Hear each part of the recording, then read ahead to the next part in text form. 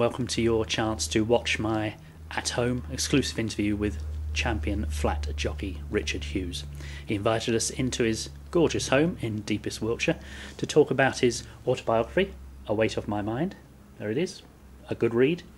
Ghostwritten by Lee Mottleshead of the Racing Post. So a unique combination really, a top journalist and a top jockey getting together to tell a tale, well, warts and all really, tale of Richard's life in racing.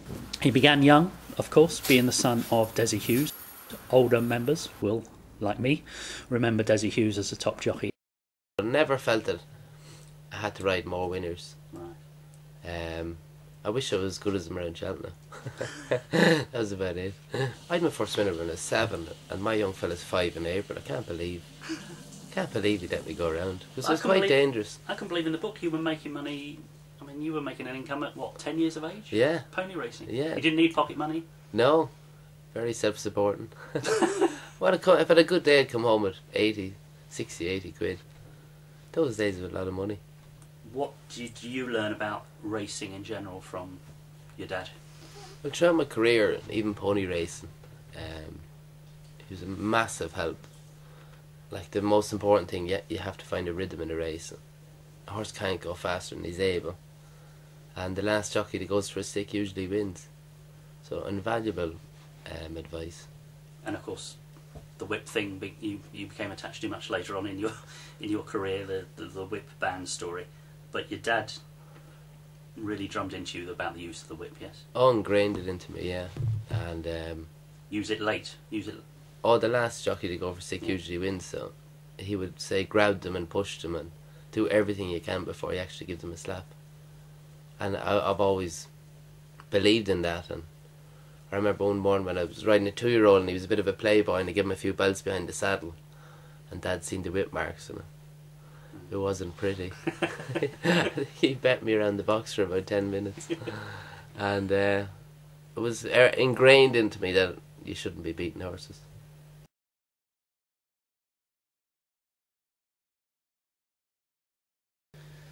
Obviously the day in Windsor, the 7 winners, that was very special. Thank you for that, by the way. 40-1 treble I had on 3 of those. Oh, so good. Thank you very much. It was very serene throughout the day because I knew I was going to ride more winners after every winner I rode. You did? Yeah, I just knew. Because Windsor's one of my luckiest tracks. I ride the place quite well. And I just knew it would happen. And when the 6th one got beat, all the pressure was off that I was going to go through the card. And I knew I was going to have definitely one more, maybe 2. So I enjoyed it as it went along. And you say in the book about that, you brought up the Windsor thing, and somewhere in the book you talk about you have a good record there, and you have a certain way of riding Windsor. Can you tell me what that is? Can you explain that to me? I don't seem to ride as many winners when the ground is soft. Right. Now, whether that's because Richard Hannon's horses, as a rule, don't really like soft ground, but definitely when they go the far side, they start racing too early, and the track doesn't ride the same. So you could have a regular winner at Windsor, and when they go the far side, he mightn't run the same race at all. It just rides a totally different place. But when they stay on the stand side, you can control a race to go the speed you want to go. And I think going the shortest route is very, very important.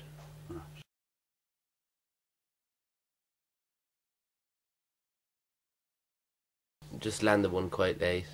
People used to say I'm a hold-up jockey, but I feel I'm just as good from the front, especially around Windsor and places like that.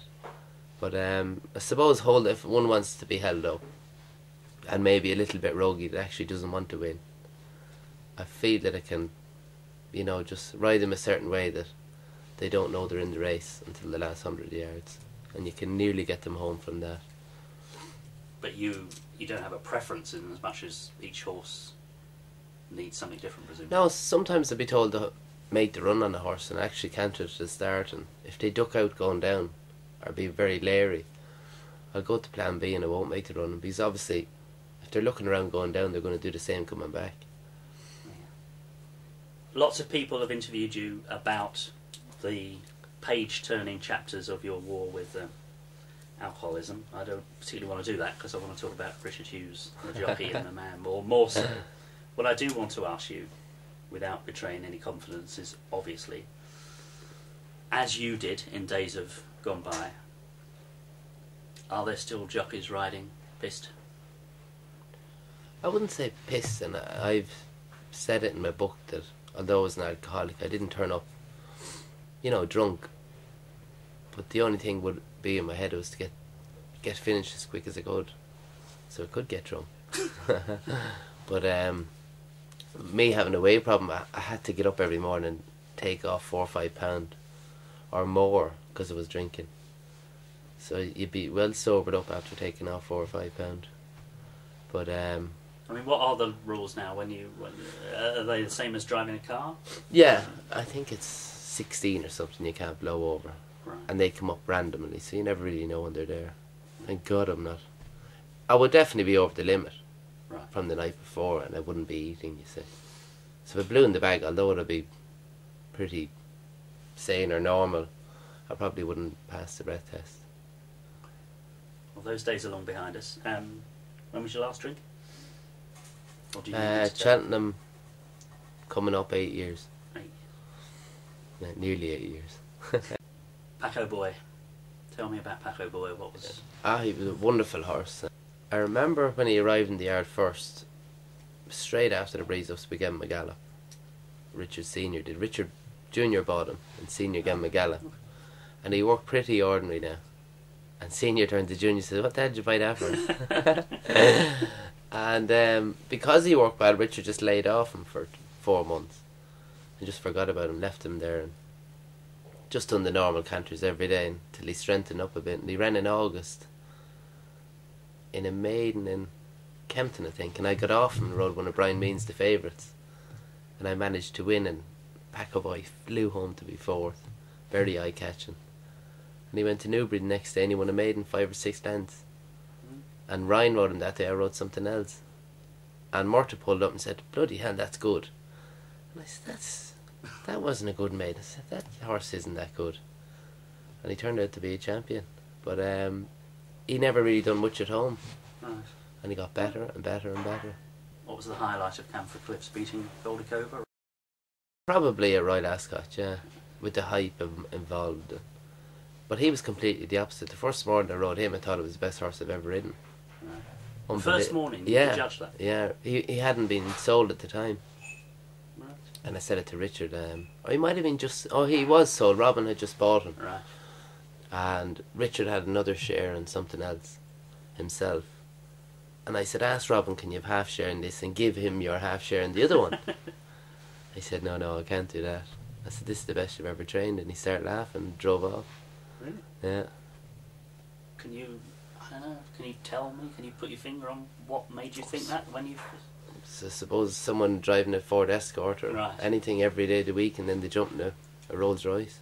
It's the very, very same feeling.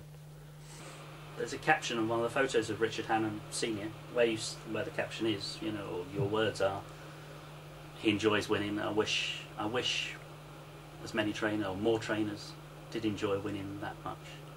Yeah, like in Newbury when Paco won, he tears in his eyes, But that's how much it means to him, He absolutely loves it. And even if I go down to Brighton on a Monday afternoon and I get beat on one, and ride 3 other winners through him, I'll arrive in Tuesday morning walking around the ring and goes, "What the hell were you doing on that?" He wants to win every race. And you're telling me some trainers don't enjoy winning? I'm sure they do, but you could just see how, when it brings a man to tears, for a man that has so many winners every day, and then when he gets a really good one, how much he enjoys it. If we could sit down now with your big screen tally and watch just one race back of yours, what would it be? Over and over again. That's a good one. Rode some good winners this year. I rode a very good winner for Jamie Osborne this year. Called? What was he called? He won the International Handicap, I think it was called, at Ascot. A 7 furlong race. what was he called? Can't remember off the top of my head. He rang me, he said, this horse is made for you, hold him up, drop him out. And I set last, 4 lengths off the last horse, and came through them and won. And he hasn't won since. Or improved. Which I'm very proud of, yeah. When you're in that seat and you're seeing that, I mean, I think you talk about the exhilaration of, there's nothing better than riding a fast-moving horse. It infuriates people when I drop a horse out. The main reason I drop them is because they're going too fast. 9 out of 10 handicaps over 7 furlongs, they'll be going 6 furlong pace.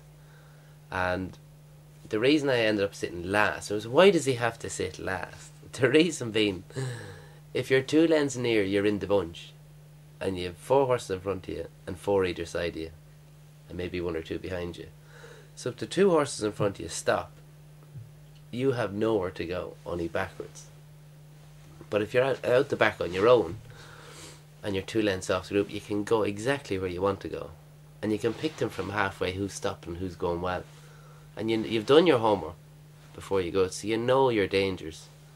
And if your danger on the right is gone, then you start looking, well, where else can I look? Oh, there's Spencer on the left, and you try and get into his slipstream, and then they open the gaps for you, you know. So there's a reason you sit last, and Jamie does it as well. Yeah. But the reason being is that you have much more options at a vital stage of the race. And you see a gap, and how many seconds do you have to go for that gap? Well, you don't think about it. It's a reaction. At what speed? Well, they open and they close, you know. So. And you're going at what speed? I suppose 35 miles an hour. Yeah. But it's brilliant. There's nothing better when you're going well and there's guys beside you dropping back, and you know you're going to win and you're 10 lengths off the leader. And you know. Oh, you know. Because you don't even have to quicken, you just have to wait till they stop. But I enjoy that.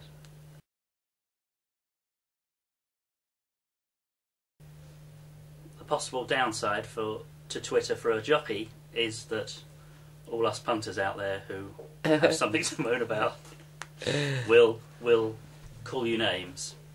How on earth does a jockey switch off from some of the stuff you see on Twitter alleging this, that and the other? Yeah. It was actually McCoy on the train one day. We're coming back, I think we went to London about the whip thing, and he came back and he said, I'll tweet it. And I went, what are you on about tweet? I hadn't a clue what he was on about. So he introduced me to Twitter, and got going. He said, all I tell you, he says, don't be tipping horses on it.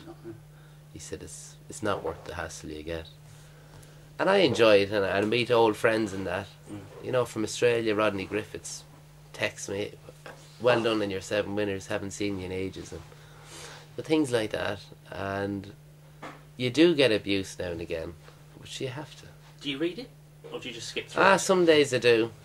When I was in America, Sky Lantern didn't get a run. Lizzie said, don't turn on your Twitter or you probably will jump off the building. But you get just saying you stopped and you're an arsehole and things like that. She gets, you know, people are entitled to their opinion.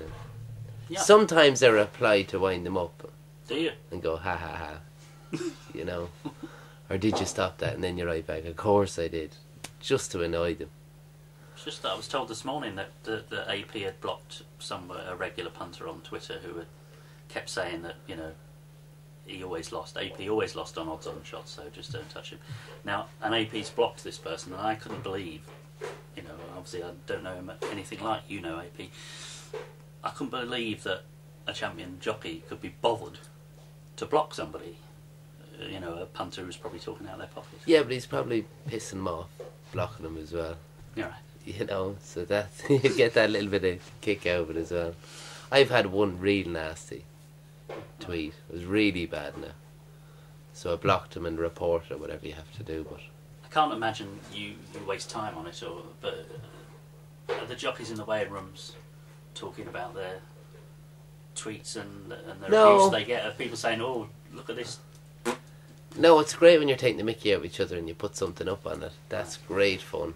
And it's great when you're in the car going home. Yeah. And you're bored and you're sitting there and you just go through tweeting. That's basically what I use it for when I'm bored. I wasn't one of those that Lizzie warned you about on Twitter that day. I don't normally bet on horse racing overseas because I don't know enough about the others, some of the others in the racing, so I tend to avoid it. When you tweeted about how happy you were with the draw for Sky Lantern, you tempted me in, dear boy. What went wrong with Sky Lantern? Just couldn't get a run. I've analysed the race, and if I was to ride her, I'd probably much do the same again and hope for the split. I wasn't going out to America to sit 3 wide and say, oh, I didn't do anything wrong. She wasn't good enough. You know, very hard to win America when you're going wide. And that's why the draw is so important. So I was in the rail, I was in behind probably 3 or 4 horses, and it just didn't open up. I had to go a slingshot to get out off the last bend, and when I came out, the horse knocked me back in. I reckon I was off the ground. Because normally I moved 2 horses to come out at an angle to hit the other horse to make room, and when I made contact with him, I reckon I must have been off the ground because I went flying back in. It was like giving someone a shoulder and rub you and you come off the worst.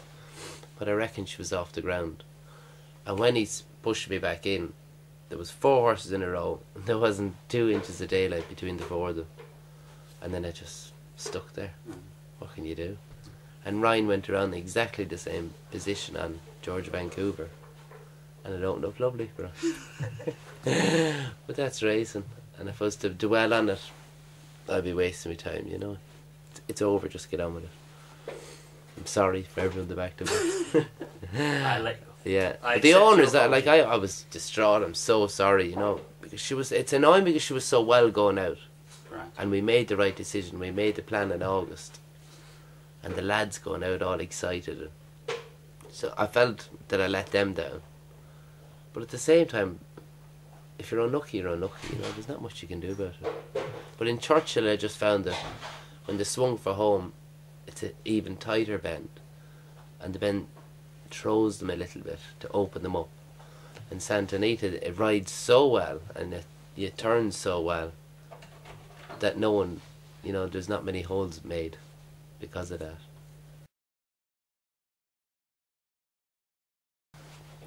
Sure, we all know watching race now, what's he doing there, or why did he ride it that way?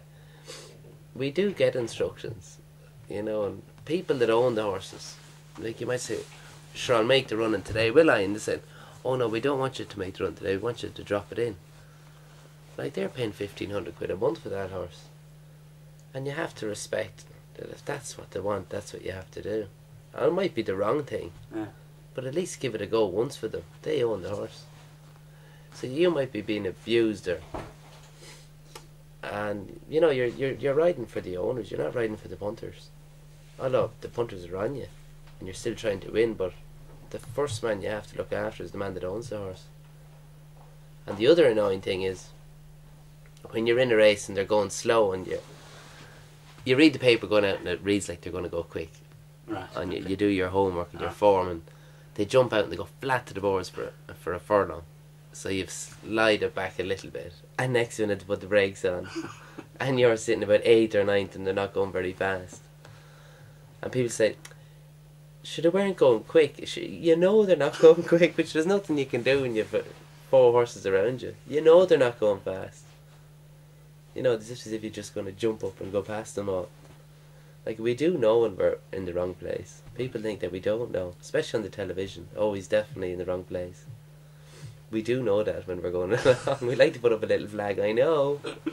I asked AP what the most, to give a, obviously not talking about horses specifically, a tip to punters that's something that we don't see, we don't get. Now I asked him if the ground conditions was the most important factor in racing, and he said no, it's not the most important factor, it's one of. Trainer's form isn't the most important factor, because one day the trainer's going to be out of form and you don't know what day they. Can you open my mind? Can you switch a light on in my head, or even if it's about a specific course or something that would help me make back my money you lost me on Sky Lantern? I would look at on a busy Saturday where the big boys are going, because you can only go to one meeting. Right. If you've Haydock, Newbury, we'll say Sandown and Chepstow. You can only go to one place, and you can get, on a Saturday, you can get 5 or 6 good rides at any place.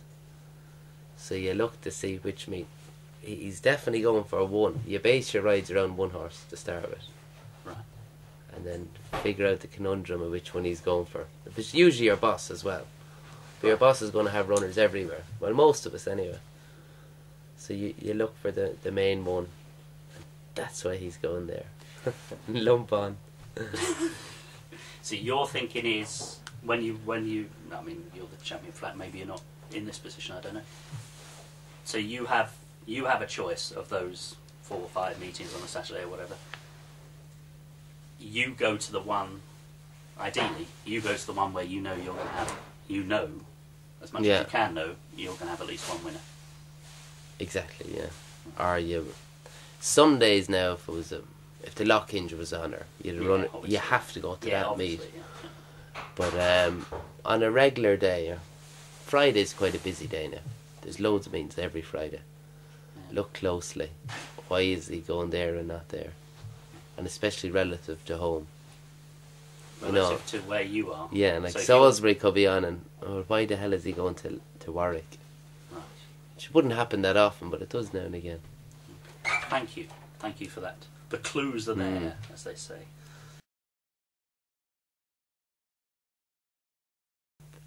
I'd love to retain my title. And then, I think it's important that you give it a good go to retain it. And after that, I'm not worried who's champion jockey, but next year it's a big year and an important year for me, I feel. And I want to ride 200 winners. If I can do it, I don't know, but there was definitely 10 weeks of the season last year. Well, the first 5 I didn't ride, and the last 5 I was only going when I had to go. Some punters got on you when you had the ban and everything. Yeah. Your price went out big to be champion. Some See, were bold and got on. Yeah, they probably looked at the stats, and I knew I wouldn't get too far back. The only one that could get away was Ryan. And then when he had his fall. No, but when I came back, he was only 20 in front of me. Right. And that's nothing. That's a good week. To bring it back to within single figures, and then that's nothing with 6 months ahead. Happy days for Hughesy. Very happy, and I do know how lucky I am. I spent the days wishing I could get on those rides and beating myself up over why couldn't I get on them. I wasn't bloody working hard enough. That's why I wasn't getting on them. But that's all different now. Different now. I work hard and get rewarded. But you've earned it. Yeah, I've earned it out. You've put in your shift, whether it's in Ireland, whether it's in the UK. You've done your, Yeah, I spent long enough, where most of my, well, up until the last 7 years, playing at the game, thinking the game owed me something because I had a bit of talent, but not actually working. Half working and thinking I should be getting everything. But now I work an honest, hard, good honest day's work, and it's paying off. Indeed it has. Congratulations. Cheers. And thank you for your time. Thank you. Thank you, dear boy. Cheers.